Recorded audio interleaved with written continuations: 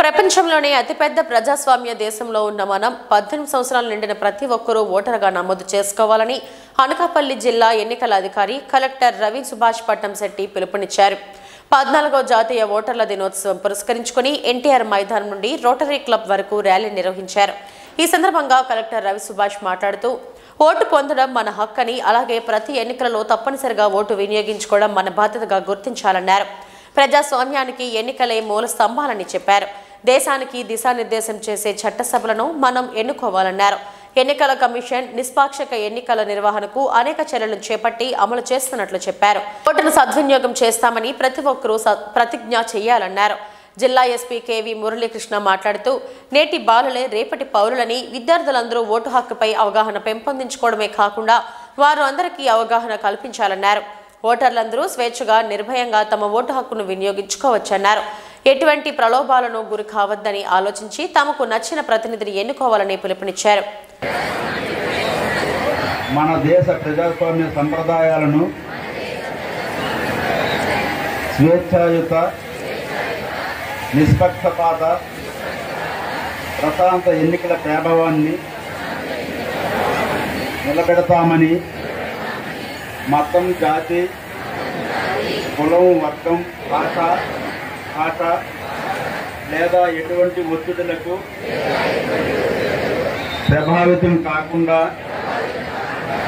ప్రతి ఎన్నికలో నిర్భయంగా ఓటు చేస్తామని ఇందు మూలంగా ప్రతిజ్ఞ చేసి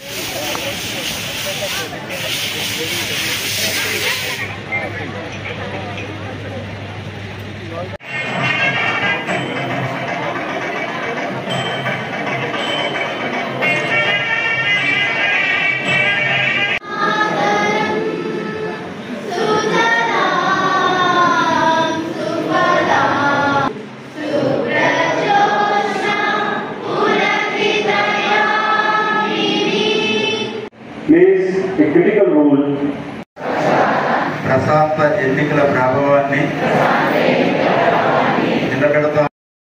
భారతదేశం మన వరల్డ్స్ లార్జెస్ట్ డెమోక్రసీ అని మీ అందరికీ తెలుసు. ఈ లార్జెస్ట్ డెమోక్రసీకి అతి పెద్ద పండుగ అంటే మనకి ఎలక్షన్స్. దీని భాగంగా ఇది ఎందుకు ఈరోజు చెప్తున్నామంటే, ఈరోజు 14వ నేషనల్ ఓటర్స్ డే రోజు మనము ఓటర్ అవేర్నెస్ తో పాటు ఓటర్ ఒక విలువ, అదేవిధంగా ఈ థీమ్ ని అర్థం చేసుకోవడానికి చాలా అవసరం ఉంది. మీరు చూసుకుంటే nothing like voting, I vote for sure అంటే నేను ఖచ్చితంగా ఓట్ చేస్తాను దాని అర్థం.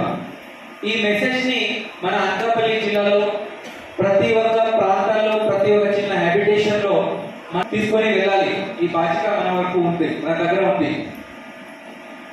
గత ఎలక్షన్స్ లో చూసుకుంటే మనం ఆల్రెడీ 80% దాటి అన్ని కాన్స్టిట్యూన్సీలో ఓటింగ్ పర్సంటేజ్ ఉంది. ఓటింగ్ టర్న్అవుట్ మన దగ్గర ఉంది. ఈసారి కూడా అలాగే దానికన్నా కొంచెం ఎక్కువగానే మన ఓటర్స్ టర్న్అవుట్ ఉండాలి. అది దానికోసం మనం అందరూ పరిష్కారం చేయాలి. ముఖ్యంగా మీరు అందరూ చూసుకుంటే